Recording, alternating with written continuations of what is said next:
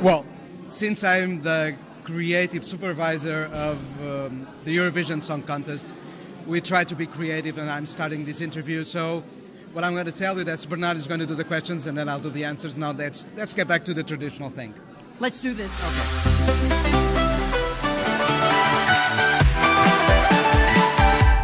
First of all, congratulations for another year of Festival da Canção.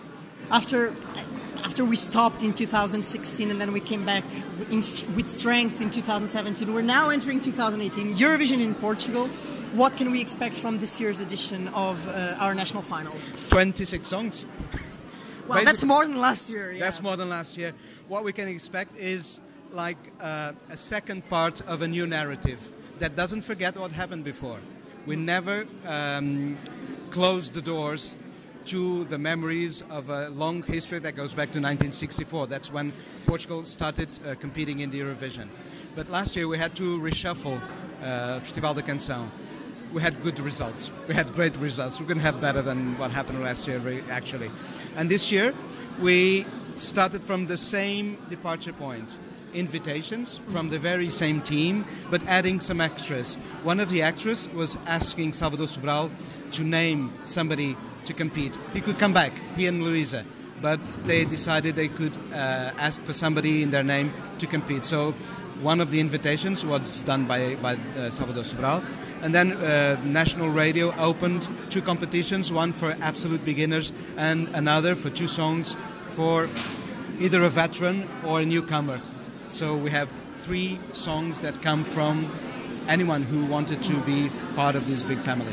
Talking about Luisa, this year you guys selected her to be on the jury panel for both the semi-finals. Can you talk us a little bit more about the selection process of those, I think it's 12 members or something like, or 8 members? 9 members. 9 members? Okay. The scheme is exactly the same as last year, trying to build up a number of juries who are diverse in terms of age, experience, all related to music in some way or some other, and reflecting different tastes.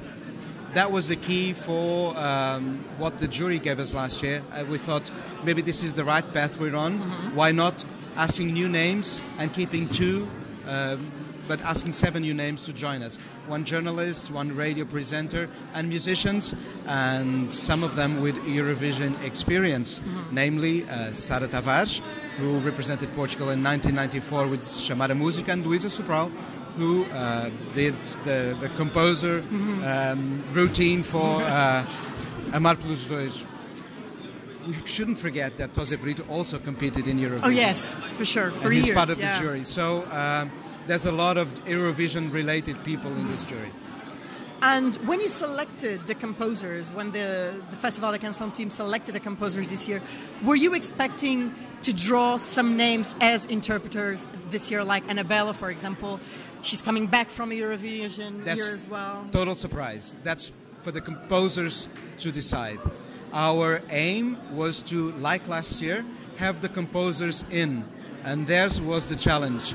Because if you have a good composer, he'll pick up the best voice to defend his own song. So he'll make sure that the ideal voice will be there. And so we trust composers. That's how things are working so far for us.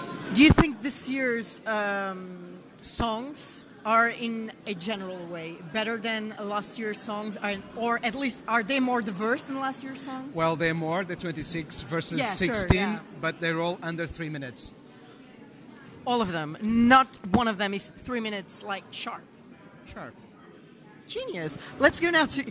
Wow. Let's go now to Eurovision, because it's a massive deal, and you're also in the creative team behind that project.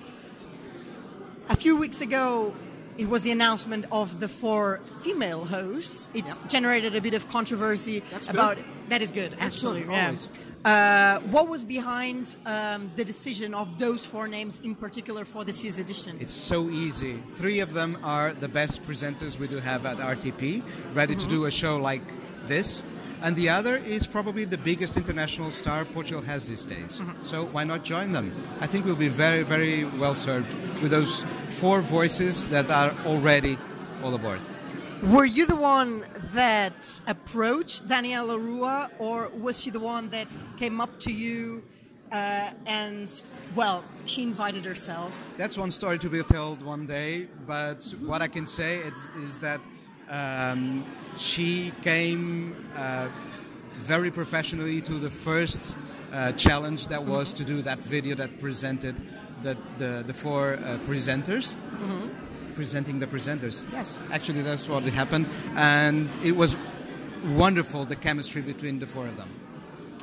What can you tell us more about next year's Eurovision? Now, I know everything is under wraps at the moment. It is. But you are on the creative team, so you know everything that's going to happen. There. Yeah, and you both are on the creative team. Yep. Can you reveal us something at this point? Well, we have 2 semifinals and 1 final.